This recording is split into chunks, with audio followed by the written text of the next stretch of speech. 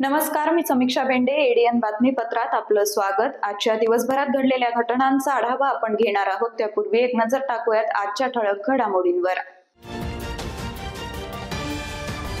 लोककला लोकवाद्य शिकू पाहणाऱ्या 24 विद्यार्थ्यांसाठी विशेष शिष्यवृत्ती योजना पहिल्यांदाच सुरू करत असल्याची माहिती तंत्रज्ञान सांस्कृतिक कार्य मंत्री ॲडव्होकेट आशिष शेलार यांची घोषणा. दौलताबाद पोलीस ठाण्याच्या हद्दीत राजरोसपणे सुरू असलेल्या गुटख्याच्या कारखान्यावर अंमली पदार्थ विरोधी पथकाची कारवाई. शहरात गुटखा विक्री बरोबरच निर्मितीचा धंदा होता सुरू. आता पाहूयात सविस्तर बातम्या. महाराष्ट्र राज्याचे माहिती तंत्रज्ञान सांस्कृतिक कार्य मंत्री ॲडव्होकेट आशिष शेलार हे मंत्री झाल्यावर पहिल्यांदाच शहरात आले असता त्यांनी लोककला लोकवाद्य शिकू पाहणाऱ्या 24 विद्यार्थ्यांसाठी विशेष शिष्यवृत्ती योजना पहिल्यांदाच सुरू करत असल्याची घोषणा करत सांस्कृतिक कार्य विभागाच्या विविध योजनांबाबत माहिती दिली आहे. कला लोककला वाद्य गीत संगीत अन्य अशा विविध विषयांसाठी काही ना काही योजना आम्ही वर्षभर चालवत असतो. काही लोक उत्सवही करत असतो. त्यामध्ये गरजू जे विद्यार्थी असतात ज्यांच्याकडे कला आहे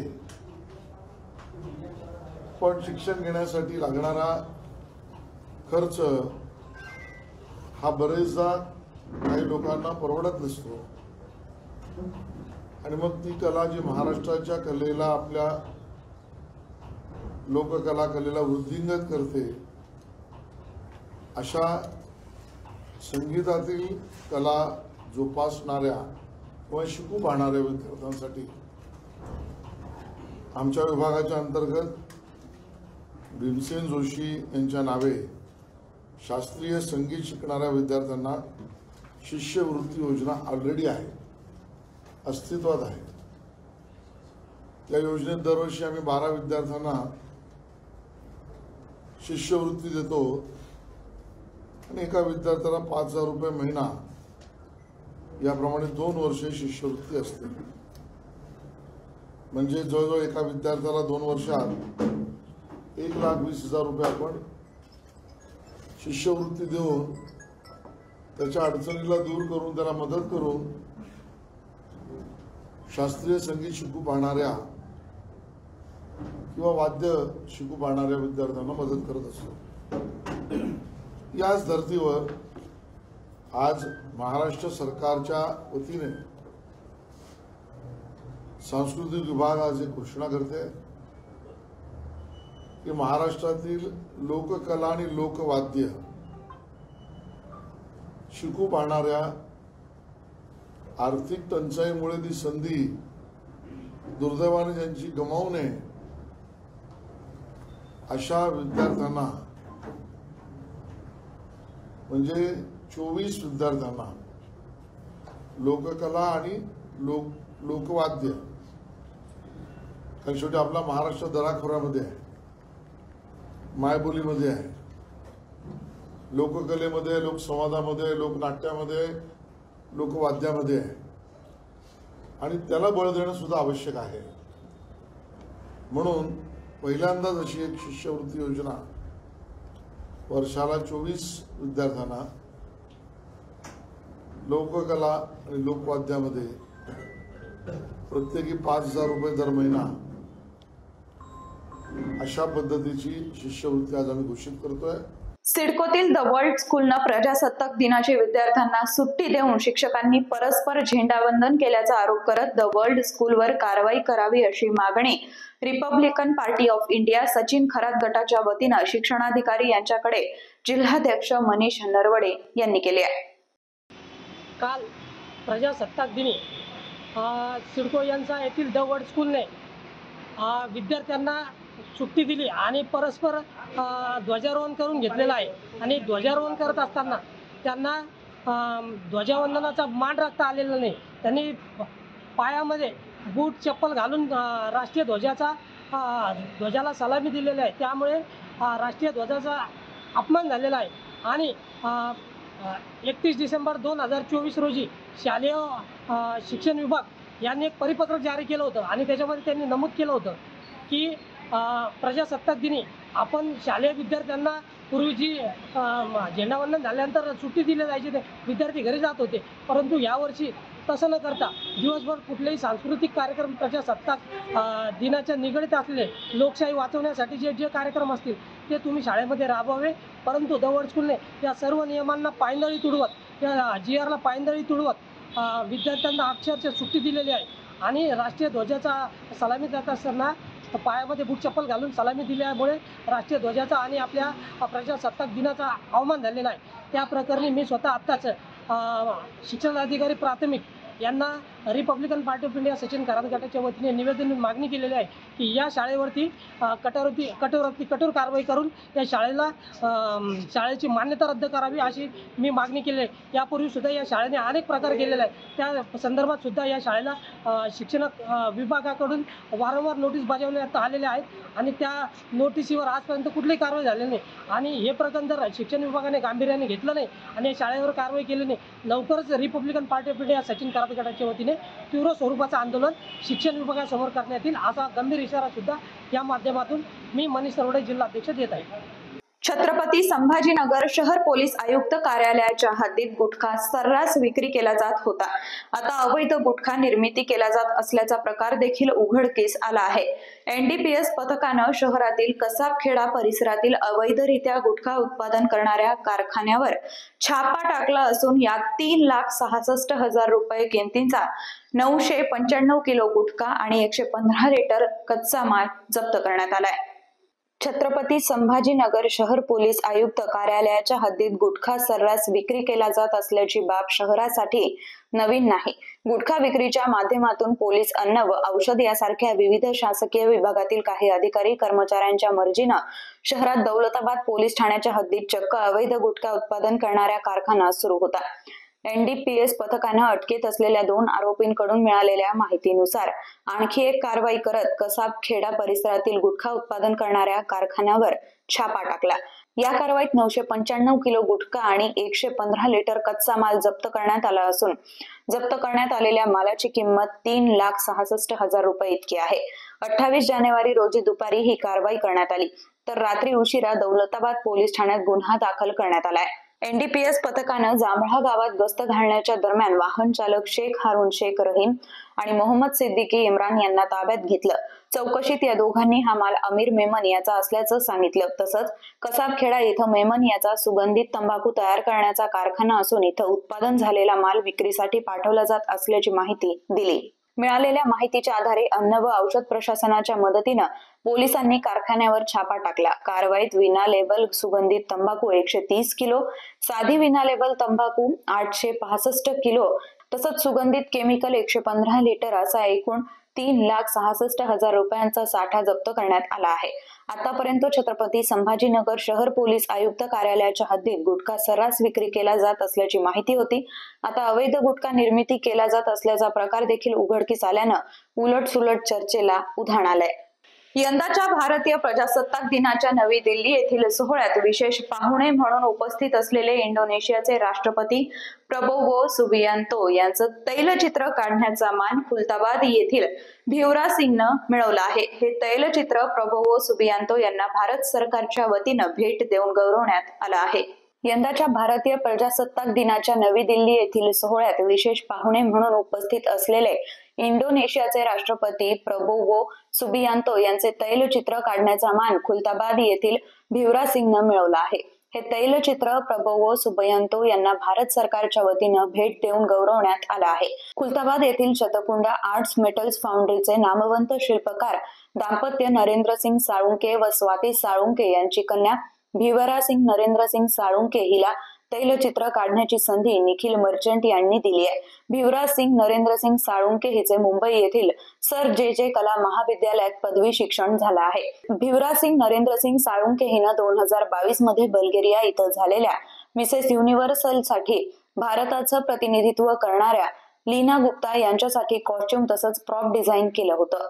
सतत 7 ते 8 वर्षांचा एगी जॅस्मिनचा प्रथम क्रमांकाच्या मानांकाचा विक्रम मोडीत काढला। मिसेस युनिव्हर्सल, मिसेस वर्ल्ड तसंच ज्युरीचा विशेष पुरस्कार 6 आंतरराष्ट्रीय पातळीवरील पुरस्कारानं भिवराज सिंग नरेंद्र सिंग साळुंके हिनं पटकावले आहेत। आई वडिलांच्या कलेचा वारसा भिवराज सिंग नरेंद्र सिंग साळुंके पुढे चालवते। एडीएनसाठी तालुका प्रतिनिधी हुसेन पटेल, खुलताबाद। अजूनही काही बातम्यांचा आढावा आपल्याला घ्यायचा आहे, मात्र वेळ झाली आहे छोट्याशा ब्रेकची। कुठेही जाऊ नका, पाहत रहा एडीएन।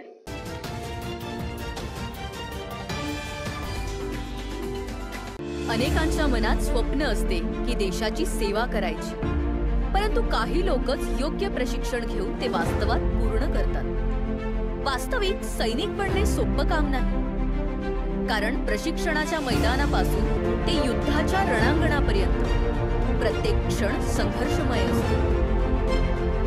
फक्त जो इमानदार, समजूतदार असेल आणि ज्याची इच्छाशक्ती प्रबळ असेल असाच व्यक्ती या क्षेत्रात टिकू शकतो। प्रत्येक वर्षी अनेक परीक्षार्थ्यांना यश प्राप्त होते, ते फक्त आणि फक्त गरुडचे अकॅडमी। पंख आम्ही देतो, उंच भरारी तुम्ही घ्या।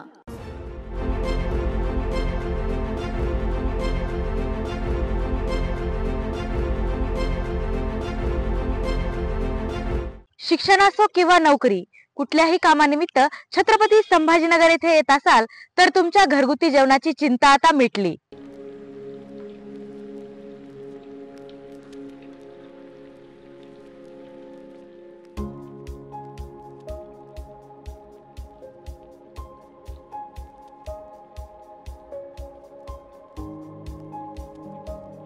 नमस्कार, मी पूजा दातार।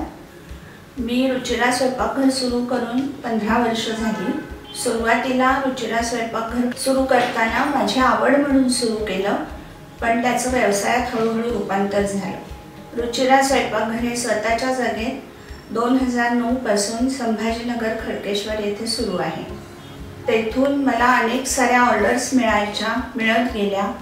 एका मोठ्या शाळेचं मला कॉन्ट्रॅक्ट मिळालं होतं। मी रोज 2200 लोकांना जेवण देत होते 5.5 वर्ष। नंतर मी पूर्ण कॉन्सन्ट्रेशन रुचिरा स्वयंपाकघर खडकेश्वर येथे केलं। तेथील फीडबॅक म्हणाल तर सगळी मेडिकलची मुलं जे घरापासून दूर राहतात त्या लोकांना आपल्या घरासारखं जेवण रुचिरामध्ये मिळतं असं प्रत्येकजण आनंदाने सांगत असतो मला। आणि मी तर म्हणते की तुम्ही ते पे करून जेवता, पण ते म्हणतात की नाही, पे हा भाग वेगळा आहे, पण आमच्या शुभेच्छा आणि सदिच्छा जास्त महत्त्वाच्या आहेत।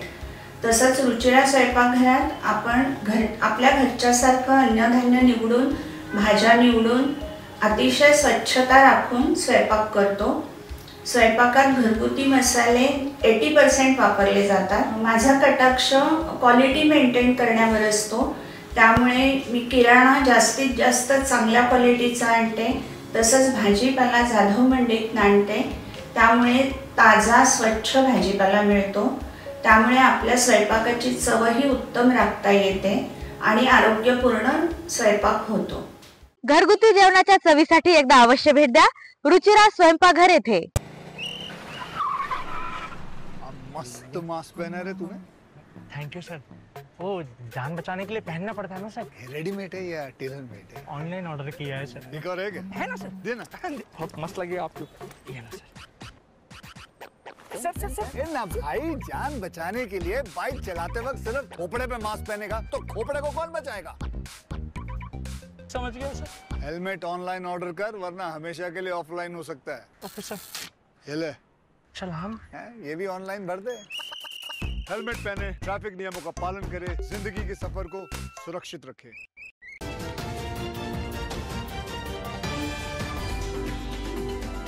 ब्रेक नंतर आपलं स्वागत। राज्यात पहिल्यांदाच महावितरणाच्या 5 उपकेंद्रांना एकाच वेळी ISO मानांकनाचा बहुमान छत्रपती संभाजीनगर परिमंडलात मिळाला आहे. प्रजासत्ताक दिनाचं निमित्त साधून 5ही उपकेंद्रांचे अभियंता व यंत्रचालकांना एका खास सोहळ्यात ISO प्रमाणपत्र प्रदान करण्यात आलं. सर्व वर्गवारीतील ग्राहकांना सुरळीत आणि दर्जेदार वीज पुरवठा देण्यासाठी उपकेंद्रांच्या आधुनिकीकरणाबरोबरच त्यांच्या देखभाल व दुरुस्तीच्या सूचना मुख्य अभियंता पवनकुमार कचोटी यांनी दिल्या होत्या. त्यानुसार छत्रपती संभाजीनगर शहर मंडलांतर्गत चिकलठाणा MIDCतील 33 kV STPI व बेडसे तसंच छत्रपती संभाजीनगर ग्रामीण मंडलांतर्गत गांधेली, शेंद्रा व हिवरा या उपकेंद्रांनी एकाच वेळी ISO प्रमाणपत्राची तयारी सुरू केली. यामध्ये उपकेंद्रांची गुणवत्ता, कामाची गुणवत्ता, सर्व प्रकारच्या सुरक्षा उपायांची आणि उपकरणांची उपलब्धता, कागदपत्र, वैद्यकीय सुविधा, सुशोभीकरण इत्यादी कामं करण्यात आली. त्यानंतर ISO टीमनं अलीकडेच या उपकेंद्रांना भेट दिली आणि मानकांनुसार सर्व अटी आणि शर्तींची तपासणी केल्यानंतर ही उपकेंद्र ISO प्रमाणपत्रासाठी पात्र ठरली आहेत. ISO मिळवण्यासाठी मुख्य अभियंता कचोट यांच्या मार्गदर्शनाखाली अभियंते, यंत्रचालक, जनमित्रांनी परिश्रम घेतले. सहव्यवस्थापकीय संचालक राहुल गुप्ता, मुख्य अभियंता पवनकुमार कचोट, महापारेषणचे माजी संचालक उत्तम झालटे, MITLचे महाव्यवस्थापक शंकर शिंदे, मसिएचे अध्यक्ष चेतन राऊत, अधीक्षक अभियंता मनीष ठाकरे, संदीप दरवळे, ISOचे प्रधान लेखापरीक्षक ND देशमुख यांच्या प्रमुख उपस्थितीत रविवारी 26 जानेवारी रोजी कार्यकारी अभियंता महेश पाटील, शैलेश कलंत्री, अतिरिक्त कार्यकारी अभियंता प्रशांत नाखले, विश्वनाथ लहाने, उपकार्यकारी अभियंता भाऊसाहेब साळुंके, सहाय्यक अभियंता सतीश अधाणे, भालचंद्र जाधव, मनीष मगर, योगेश चेंडके, यंत्रचालक व जनमित्रांना ISO प्रमाणपत्र प्रदान करण्यात आली. Youth for my Bharat and youth for digital literacy थीमवर शासकीय ज्ञान विज्ञान महाविद्यालयाच्या राष्ट्रीय सेवा योजना विभागाचे 7 दिवसीय विशेष निवासी शिबिराचं उद्घाटन प्राचार्य प्रोफेसर डॉक्टर भगवान कांबळे यांच्या प्रमुख उपस्थितीत संपन्न झालं. 28 जानेवारी 2025 ते 3 फेब्रुवारी 2025 या कालावधीमध्ये शासकीय ज्ञान महाविद्यालयाच्या राष्ट्रीय सेवा योजना विभागाचे 7 दिवसीय निवासी शिबिराचं आयोजन मोजे, रायपूर पोस्ट, डोणगाव, तालुका गंगापूर, जिल्हा छत्रपती संभाजीनगर इथं करण्यात आलं होतं. Youth for my Bharat and youth for digital literacy थीमवर विशेष निवासी शिबिराचं आयोजन करण्यात आलं असून कार्यक्रमाच्या अध्यक्षस्थानी महाविद्यालयाचे प्राचार्य प्रोफेसर डॉक्टर भगवान कांबळे हे होते. विशेष निवासी शिबिरात कीर्तन, विद्यार्थ्यांना आवश्यक त्या सर्व बाबी विचारात घेऊन अध्यक्षांनी विद्यार्थ्यांना मार्गदर्शन केलं. डॉक्टर सोनाली क्षीरसागर, संचालिका राष्ट्रीय सेवा योजना, डॉक्टर बाबासाहेब आंबेडकर मराठवाडा विद्यापीठ यांच्या हस्ते उद्घाटन संपन्न झालं. उद्घाटक डॉक्टर सोनाली क्षीरसागर यांनी यावर्षी जी थीम शासनानं राबवण्यास सांगितली आहे त्या थीमला अनुसरून कशा प्रकारे गावामध्ये कार्यक्रम घेता येऊ शकतात आणि त्यातून गाव पूर्णपणे डिजिटल दृष्टिकोनातून परिपूर्ण होईल, थीमला अनुसरून गावातील समस्या डिजिटल प्लॅटफॉर्मवर मांडता येतील आणि त्या सोडवण्याकरता मार्ग शोधता येतील असं नमूद केलंय. प्रमुख पाहुणे म्हणून कमांडंट कर्नल श्री संजय बी सोनवणे आणि प्राचार्य निखिल बी राठोड, राष्ट्रमाता इंदिरा गांधी सैनिकी शाळा व कनिष्ठ महाविद्यालय रायपूर पोस्ट, डोणगाव, तालुका गंगापूर, जिल्हा छत्रपती संभाजीनगर आणि डॉक्टर ज्ञानेश्वर पाथरीकर, जिल्हा समन्वयक राष्ट्रीय सेवा योजना हे उपस्थित होते. कमांडंट कर्नल संजय बी सोनवणे यांनी विद्यार्थ्यांना मार्गदर्शन करताना देशासाठी, समाजासाठी विद्यार्थी घडला पाहिजे आणि त्याकरिता शिस्त आणि नियोजन आवश्यक असून त्यानुसार कारवाई करणं अपेक्षित आहे असं प्रतिपादन केलं. सरपंच मीनाबाई अंबादास कीर्तीकर, उपसरपंच योगेशराम परसराम घेतले, पोलीस पाटील बाबासाहेब कृष्णाजी जाधव, ग्रामसेवक श्री VP जाधव आणि ग्रामपंचायत सदस्य कार्यक्रमास उपस्थित होते. कार्यक्रमाचं सूत्रसंचालन दिशा पंडितकर, प्रास्ताविक प्राध्यापक प्रितेश काळन तर आभार डॉक्टर सुलोचना राठोड यांनी केले. शिबिरामध्ये थीमला अनुसरून विविध कार्यक्रम घेण्यात येणार आहेत. त्यामध्ये माझी वसुंधरा अभियान, जल आणि पर्यावरण संवर्धन, ऊर्जा साक्षरता, अन्न सुरक्षा साक्षरता, ग्राम स्वच्छता, आपत्ती व्यवस्थापन, रस्ता सुरक्षा अभियान, आरोग्य तपासणी, व्यसनमुक्ती, अंधश्रद्धा निर्मूलन, राष्ट्रीय एकात्मता, बेटी बचाओ बेटी पढाओ, महिला सबलीकरण आणि विविध शासकीय योजनांची जनजागृती करण्यात येणार आहे. त्याचबरोबर बौद्धिक क्षेत्रात थीमला अनुसरून आर्थिक साक्षरता, मानसिक स्वास्थ्य आणि व्यसनमुक्ती, कृत्रिम बुद्धिमत्ता, युथ फॉर डिजिटल लिटरसी आदी विषयावरती विशेष व्याख्यानांचं पुढील 7 दिवसात आयोजन करण्यात आलेलं आहे. कार्यक्रमात गावकऱ्यांसमवेत महाविद्यालयातील विद्यार्थ्यांनी व्यसनमुक्तीची शपथ घेऊन शिबिराची सुरुवात केली. शिबिराच्या यशस्वीतेकरिता राष्ट्रीय सेवा योजना विभागाचे कार्यक्रम अधिकारी प्राध्यापक प्रितेश काळण, डॉक्टर परमेश्वर पुरी, डॉक्टर सुलोचना राठोड, समिती सदस्य डॉक्टर सुरेखा सराफ, डॉक्टर अंकुश गायकवाड, प्राध्यापक पवन शिंदे आणि विद्यार्थी प्रतिनिधी दिशा पंडितकर, ज्योती वैद्य, विशाल शिंदे, ओम गवई, शिल्पा पवार आणि सर्व राष्ट्रीय स्वयंसेवकांनी मेहनतीनं विशेष शिबिराच्या उद्घाटनाच्या कार्यक्रमाच्या संपन्नतेकरिता परिश्रम घेतले. हनी ट्रॅप मध्ये अडकवून व्यापाऱ्याकडून 15 लाख उकळल्याचा प्रकार शहरात घडला असून रंगार गल्लीत 20,000 रुपये घेताना आरोपींना सिटी चौक पोलिसांनी रंगे हात पकडला आहे. यात महिलेसह 4 आरोपींना अटक करून त्यांच्याकडून बंदूकही जप्त करण्यात आली आहे. छत्रपती संभाजीनगर शहरातील एका नामांकित सराफा व्यापाऱ्याला व्हॉट्सअपवर अश्लील संवादाच्या आधारे हनी ट्रॅप मध्ये अडकवत लाखो रुपये ही उकळल्याची घटना उघडकीस आली आहे. व्यापाऱ्याकडून लाखो रुपये उकळणाऱ्या टोळीला पोलिसांनी सिटी चौक पोलीस ठाणे हद्दीत सापळा लावत एका महिलेला आणि 4 आरोपींना 20,000 रुपये रोख घेताना ताब्यात घेतलंय. पुष्पा साळवे या 24 वर्षीय महिलेसह अर्जुन लोखंडे, हनीभूषण चव्हाण, क्रिस्टल निलेश रानडे आणि आदित्य शेरे अशी ताब्यात घेतलेल्यांची नावं आहेत.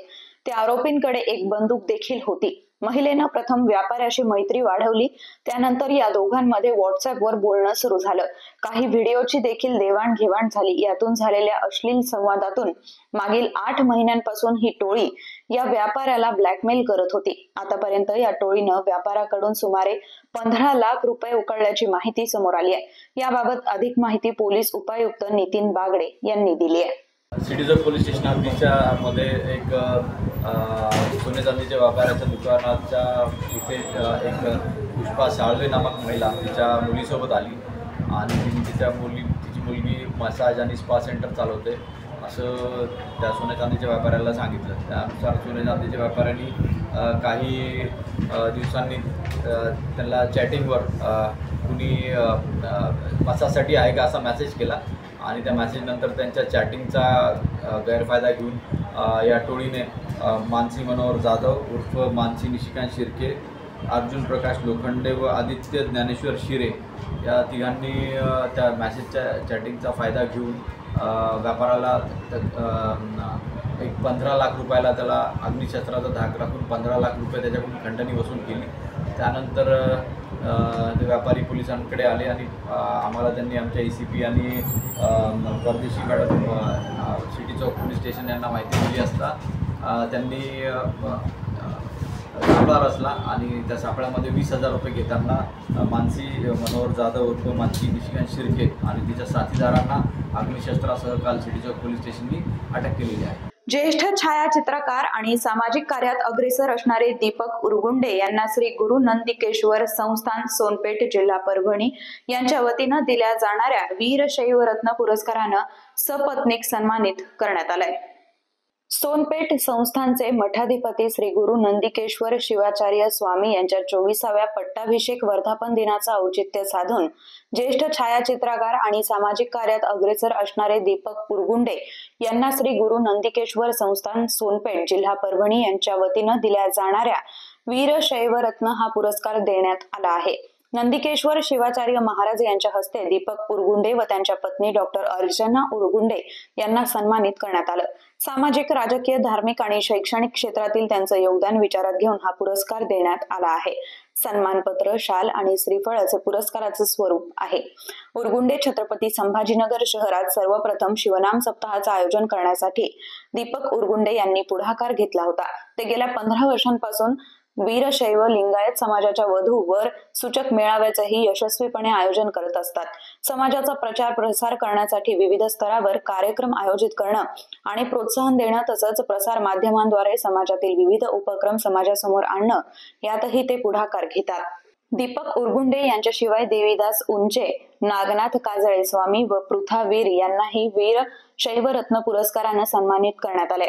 या पुरस्कार सोहळ्यासाठी जिंतूर येथील श्री गुरु अमृतेश्वर शिवाचार्य स्वामीजी, देवणी येथील श्री सिद्धलिंग शिवाचार्य स्वामीजी, अलमल जिल्हा विजापूर येथील श्री गुरु चंद्रशेखर शिवाचार्य स्वामीजी यांची प्रमुख उपस्थिती होती।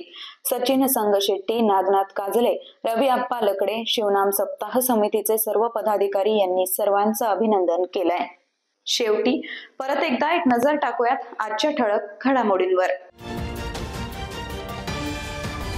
लोककला लोकवाद्य शिकू पाहणाऱ्या 24 विद्यार्थ्यांसाठी विशेष शिष्यवृत्ती योजना पहिल्यांदाच सुरू करत असल्याची माहिती तंत्रज्ञान सांस्कृतिक कार्य मंत्री ॲडव्होकेट आशिष शेलार यांची घोषणा।